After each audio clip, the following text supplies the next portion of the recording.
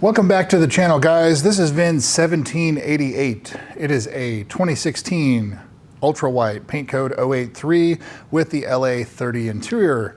This actually popped up on Facebook Marketplace near Knoxville, Tennessee, and it is for sale $48,000 with 60,000 miles. Sounds pretty good, so let's dive into it and see what we find.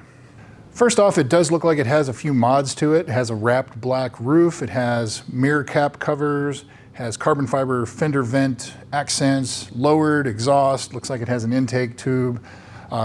Pretty much the standard of what you would expect for modifications for these cars. Most of them, or a lot of them, have aftermarket exhaust on them. No surprises there. As far as does that add any value to it, that's all in the eye of the beholder. To some people, it doesn't add anything. To some people, it hurts the value. It all depends on what you're looking for. If you're gonna mod these cars anyways, it's saving you some money. Look at it that way too. So the owner in the listing, he says it has a computer chip in it that's removable, whatever that means. I don't know if he means it's a tune, if it's a pedal commander, whatever it is, but you may want to inquire a little more about that. I know that there's other ones out there, the RR Racing, tuned by Loy, that's what I have. There's others out there, so I don't know what this entails, so I would definitely inquire further with the owner about this. As always, we'll get into the production numbers for these cars. 647 out of the 2,348 cars were ultra white, and of those 647, 360 had the LA30 interior. That is the most common color combination you can get on these cars, white with red interior. For 2016 specifically, there were 370 cars that were in the paint code 083 ultra white. Of those 370, 212 had the LA30 interior. So this car is one of 212. Very common as far as GSF combinations go. Not a one of 30, one of 8, one of 1, something like that. One of 212 cars. Carfax, Epic VIN, and AutoCheck. Carfax shows this as a 4-owner, 2-accident car. And the 2 accidents are June of 2018. It shows it says the right front, but the image shows the left side. Not sure what that is. And then the second one, April of 22, it says front and left minor damage. Epic VIN shows this as a 3-owner, 1 accident, with the first accident being the same one in June of 18. It says left side estimated $2,500 worth of damage. AutoCheck shows it as a 2-owner, 2-accident car. So all 3 of these are all over the place. 2-owner, 2-accident car, June of 2018, and it says moderate left side damage. And then the second one, again in April of 22, left side, and it says bumper and hood repaired or replaced. So that's pretty tough to interpret what this actually is. Is this a 2-owner car? Is it a 4-owner car? It's obvious it has 2 accidents, but they definitely vary as to the severity of it too. Depending on the severity, that can hurt the value of these cars. It just depends. One of them says it's minor, one of them says it's moderate, one of them says the hood and or bumper were repaired or replaced. So definitely inquire with the owner, and I've done a little bit of that. A couple of people that have inquired have sent me information on this car too, so I'll share that with you as well. But it looks like this is somewhere between a 2-owner and 4-owner car with 2 accidents. Previous sales, it first went on sale in May of 2016 for $89,000 in Florida.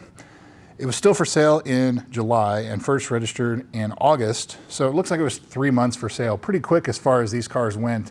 Some of these sat on the lot for 1.5 years, 2 years even, depending on the color combination and where it was being sold at. But it looks like immediately after, about 3 months, it went to its second owner in Florida. So the first owner didn't own it very long, then it went to Florida. So the third owner most likely was like a private sale, because it's not listed on Epic VIN. Epic VIN only reports dealer sales or public private sales that were transacted on a site like AutoTrader or Cars.com, something like that. And maybe the 4th owner too, depending on how it's calculated here. So it's not very straight cut and dry with this car, how many owners it has. But it looks like the current owner acquired this car in January of 24, and looks like around the Knoxville, Tennessee area, so Eastern Tennessee. It does have a lien on it, so make sure if you're buying this person to person that's sorted. I'm not sure if this is a dealer selling it or if it's an individual selling it, but definitely something to look into in that regard.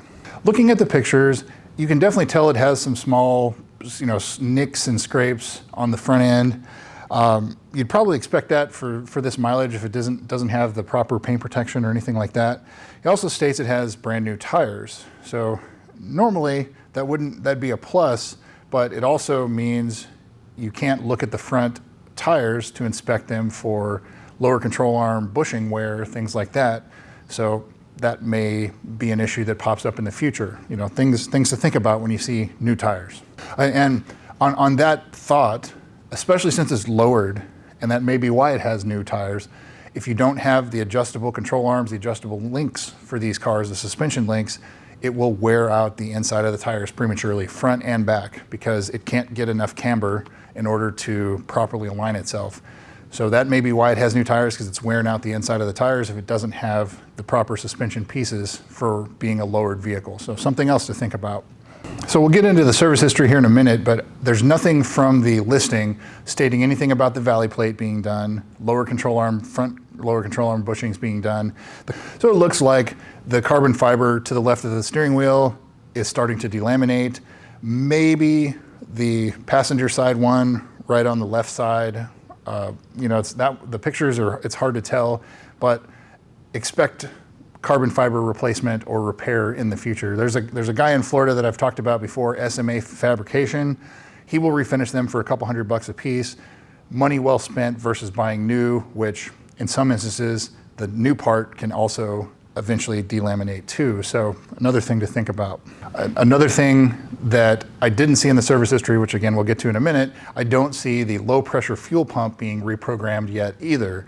And so that's the kind of humming or buzzing that you may hear from the back seat. So if you go drive this car, see if you hear that noise. If it is, the dealer will charge you about an hour of labor in order to reprogram it. There is a customer service program, but it was only for like 7 years or 80,000 miles, something like that. So this car is obviously out of that, unless it has some kind of certified pre-owned warranty that's still going.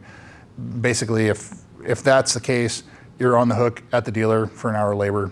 In my instance here in Dallas-Fort Worth area, it's $179 an hour is what the Lexus dealers here charge, so that's what that would cost to get reprogrammed. I don't see anything about the HVAC servos getting swept, greased, or reprogrammed either, so make sure when you test drive this car, set it all the way hot on one side, all the way to the cold on the other side, defrost, face, feet, rear, cycle through all of them and make sure everything does what it should do. Hot, cold, just cycle everything you can to make sure it works like it should. Still looking at the pictures, another thing I've noticed too is if you look closely at the brake rotors, you can start to see a lip on the edge of them, so it's probably getting close time for brakes. And it looks like the last time on the service, the pads were replaced, but the rotors were not, so you're probably on the hook for at least rotors, but probably pads too. I would do all of them if it were me. If you do that at the dealer, it could be upwards of $2,000, $2,500. If you do it yourself, you can do it for $500, $600, something like that. Other things that I see, the front emblem looks a little faded. I'm not sure if it's cracked or what's going on there, but that piece to replace is like $400. It's really expensive. It's part of the cruise control stuff, the pre-collision, all of that. So there's a sensor behind that, and that's why that's so expensive. The seat bolster, it has a little bit of wear, and then the seats are shiny. Shiny leather is dirty leather on these cars. The factory leather, when it's new, it has kind of a matte finish to it. If they look shiny, they're dirty. And so that's most likely the case here. It just needs a good cleaning and you can get that sorted. Okay, so that's all I have looking at the pictures. I said overall, it looks like a good quality driver's car from what I can tell. It's definitely not on the collectible side of things as far as the condition and the mods and the combination. It's a common combo, things like that. So let's put that aside. We'll treat this more like a driver's car, lower cost of entry into getting into the GSFs, one that's already modified a little bit. So if you're going to mod it anyway, it's already done. Look at it that way. On to the service history. The first entry of note is in May of 2016. They installed upgraded door lights, and I don't know if that's the lighted door sills. That's pretty common to see. A lot of these cars did not come with the lighted door sills, and that was an upgrade that the dealer offered at the time as an upsell, things like that. $500, $600, something like that. They're not inexpensive, but I guess if you're paying $90,000 for a car, that's nothing. But it looks like that's probably what's done, but what also could be done, upgraded door lights. They have the LED lights that are on the doors when they swing out that project an emblem to the bottom. That's not a factory part, factory piece, but a lot of people do that modification. You know, it'll say F or Lexus logo or something like that. So anyway, something to look at if it has either lighted entryway or something that projects to the ground. There's something done there.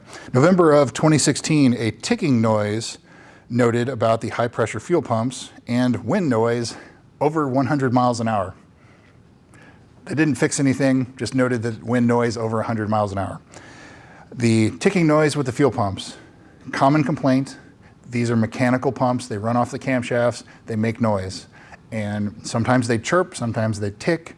But my car here has had them replaced twice because of that, and it still comes back and does it again. It was replaced at 20,000, 40,000. This car now has 50-something thousand on it, and they still make noise. And I'm not going to replace them again because they're working as they should. They're just noisy. And so that's a common complaint you will see going through the service history on a lot of these cars. February of 2017, reported at 10,000 miles rubbing, and the wheels rubbing, the tires rubbing, caused by 20 millimeter wheel spacers. It's another common issue on these cars. If you put spacers on them, a lot of people will run 15 and 20 millimeter because if you run a 20 and 20 all the way around, it will rub up front when you at full lock. And if you lower the car, it will definitely rub. And so that may be what went on here. May of 17, replaced the right front lower grille. That's not unusual to see on these cars either. The lower grills, they didn't fit really well. And so even on mine, which has had no prior paintwork or anything, you can just slightly push it and it will push in, and it comes unsnapped very easily. And I do see that in other service histories. Not unusual to see on this car either. August of 17, right front wheel was damaged. New tire, but it doesn't say anything about the wheel. January of 2018, the roof carbon fiber was damaged by the tow truck driver. It was towed in for a flat. I don't know if they're talking about the wrap that was on the roof. That's the only thing I can think of because there's no carbon fiber on the roof other than maybe the trunk lid spoiler. I don't know. February of 2018, so a month later, clicking noise from the left rear. The tech determined that it was caused by aftermarket brake pads. So that's another thing too. These cars love OEM pads and Power Stop and Project Mu and some of the others. If you buy the cheap pads for this car, they're picky. Some of them make noise, some of them don't. But again, that's probably the case that went on here. 2 months later, April of 2018, something about the front doors. It doesn't actually go into detail. And the rear trunk latch was replaced along with the JLB recall. The JLB recall is the high pressure fuel pumps. So that's been done on this car. 90+% of these cars, that's been addressed already. August of 2018, so that's 2 months after the accident, it says they got into an accident previously and they hit a curb. So that's a little more information as to those accidents. No visible damage. They wanted it inspected, and they said the metal cover underneath had some damage to it, and that was it. That service in 2018 is really the last true service where they actually did anything else on the car, you know, oil changes, things like that, alignments. But after that, June of 2020, they did battery terminals for corrosion. Not very common to see on these, but they replaced both of the terminals on the wiring harness. And 2 years later, another battery. So the last two services are just battery-related terminals. But basically, it hasn't been in a Lexus dealer in the last 7 years for any significant type of service. But if you look at the Carfax and things like that, it does look like it was serviced at places like Pep Boys, Valvoline, things like that. So independent, third party, but not done at the Lexus dealer. All right, and so before I get into the pricing, I have one more note here. A couple of the guys that have inquired about this car sent me some info on it, and they said, talking to the owner, he said that I bought the car from my sister's husband. He bought it brand new as a lease and ended up buying it out of the lease. I've always loved that car, so he gave me the opportunity to buy it, and I did. Recently, my job switched some things around, and so it's a little on the tight side, so I decided it's best to sell. The accidents are a lady backed into the door in a parking lot, and they replaced the shell on the door, and then there was debris that flew up and hit the front bumper. Those are all from the previous owner, and that's what they said. However, the Lexus service disagrees with that, where it says they hit a curb. So I don't know where that fits in with the story. Something kind of off right there. However, that's from the current owner that's listing this car. A little bit more about it. So now onto pricing. This car at $48,000, 60,000 miles. If it was listed last summer with no accidents, that's probably about where it would be. If it was listed right now with no accidents, it should probably be low 50s. Now with 2 accidents, the mods are, as I said, they're not for everybody, so it either helps or hurts the value in certain people's eyes. To me, the mods don't add any significant value. Some people, they say 50% of whatever you spend on the mods, it adds that much. So it's an exhaust, lowering springs, some cosmetic things, and a computer chip, whatever that is. But a couple $1,000, so cut that in half, $1,000, $1,500 added to the value, something like that. Now, the 2 accidents and the stories behind those, that may or may not hurt the value. And I think if I was gonna buy this car, I would probably be looking at it probably around $45,000 just because of the accident history.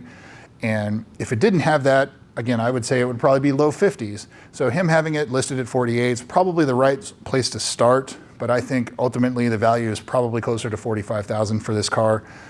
It is on the lower side of mileage for what you see for the 2016 GSF right now. It's a little hard to judge on this one just because it has 2 accidents on it, and there's a big question mark as to the details. But if you were going to inspect it, go look at the repairs. It says reskinned one of the doors, which sounds like the left side, bumper hood, fenders, something has been repaired or replaced there. Inspect that, make sure it's all well done. The valley plate, no evidence of that being done unless the owner can prove it. So put another $1,500, $2,000 aside for that. It's very labor intensive, but it's not a whole lot of parts. It's just a whole lot of labor. You have to take the whole top of the engine basically apart. Intake manifold, all the injectors, harnesses, there's a lot involved to it. Lower control arm bushings as always, but because this car is lowered, make sure it has adjustable suspension links, control arms, things like that. If not, find a set of stock springs, put it back on stock height. You still may be on the hook for lower control arm bushings. The carbon fiber trim starting to delaminate, so expect that the other 5 or the other 4 pieces up front, probably going to have to replace those somewhere down the line because there's no evidence in the service history that any of that's been done. So I would say from a buyer's perspective, you have to go into this expecting, and brakes, you have to go into this expecting you're going to have to spend several $1,000s on top of your purchase price. So if you get this car at $45,000, you're going to have to valley plate, carbon fiber trim, maybe the tires or the suspension links, get that sorted out. HVAC, just there's a lot of other things that potentially you would have to put into this, but I would say immediately brakes. That's definitely something that it looks like it needs as far as rotors go, but I don't know. If this were me buying this car, I think at $45,000 it would still be a good buy. 48 is probably just a hair too high. That's again my opinion, and I have all the market data to support that as well, but the 2 accidents kind of makes that a little bit iffy. So I wouldn't be surprised if it gets 48,000 for it, but I think closer to 45 is where I would expect this car to sell at, again, in my opinion. Is it worth checking out? Yeah, it's not winter driven. It looks like it's had a good service history up until the last 7 years, and then it's been third-party serviced, things like that, but it does look like it has been serviced. So, from the current owner, I would get service records, things like that, so he can prove what else has or has not been done. The big one would be, again, the valley plate. So anyway, that's what I've got for you. I feel like I'm rambling on here. That's what I got for you on this one, VIN 1788. Go check it out, guys. Thanks again for watching. We'll see you soon.